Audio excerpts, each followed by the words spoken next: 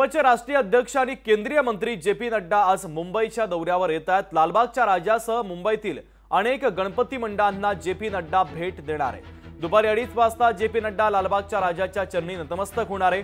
चिंचपोकळीच्या चिंतामणीचं तसंच वांद्रे पश्चिम येथील सार्वजनिक गणपती बाप्पांचं नड्डा दर्शन घेणार आहे। एकनाथ शिंदे आणि देवेंद्र फडणवीसांसोबत जे.पी. नड्डांची सागर निवासस्थानी एक महत्त्वाची बैठकही पार पडणार आहे।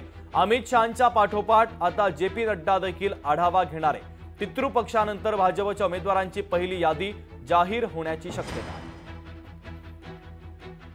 जे.पी. नड्डाजी मुंबईला येत आहेत।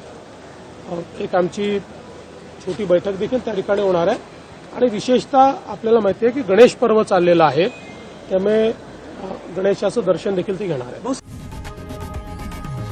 लोकशाही मराठी ऐका, पहा, जागरूक रहा।